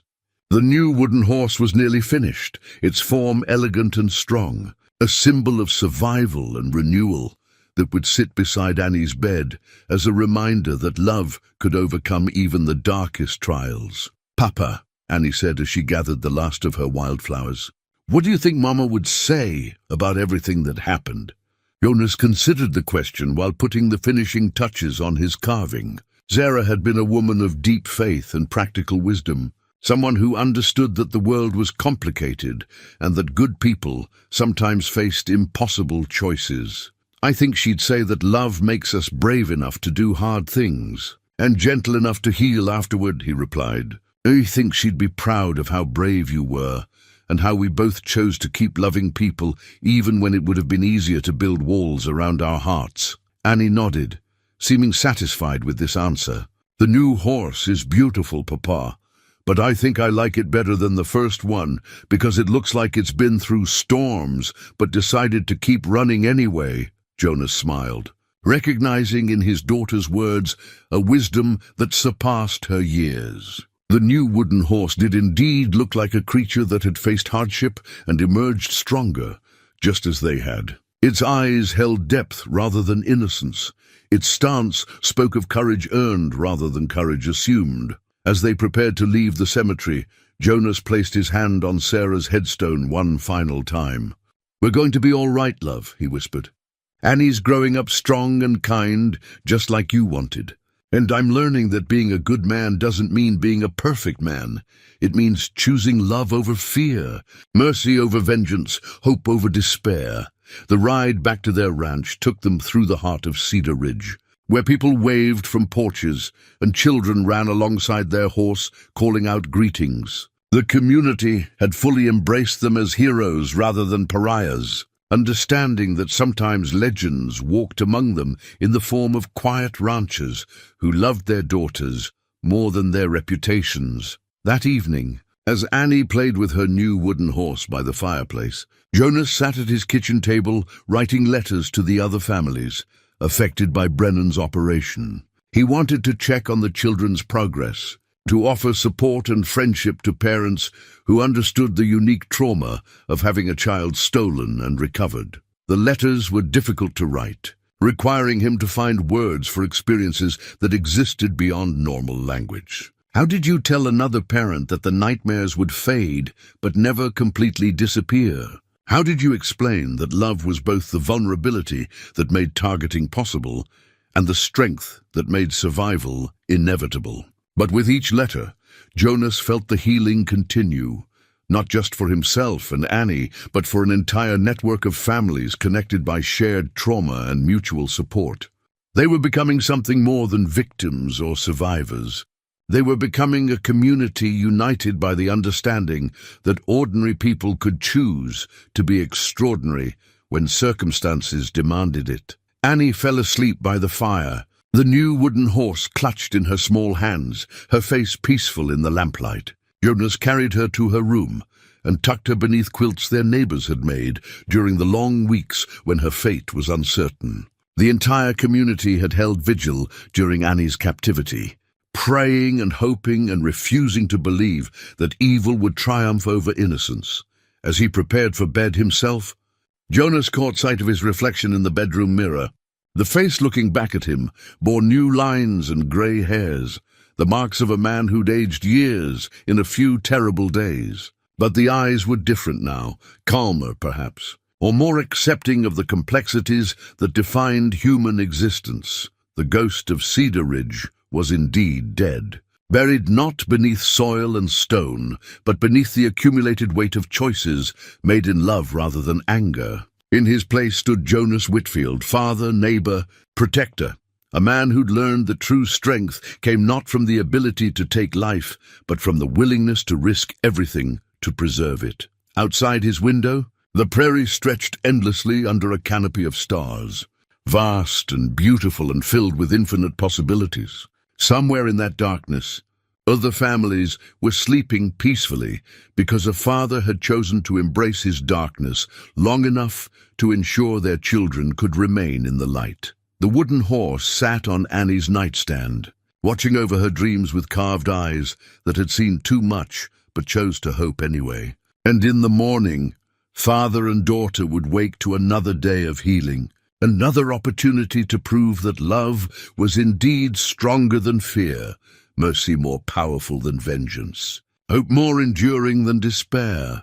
The legend of the ghost of Cedar Ridge had ended where it began, with a choice to protect the innocent. But the story of Jonas and Annie Whitfield was just beginning, a tale of healing and hope that would inspire other families facing their own dark nights to believe that dawn was always possible for those brave enough to keep watch until morning came.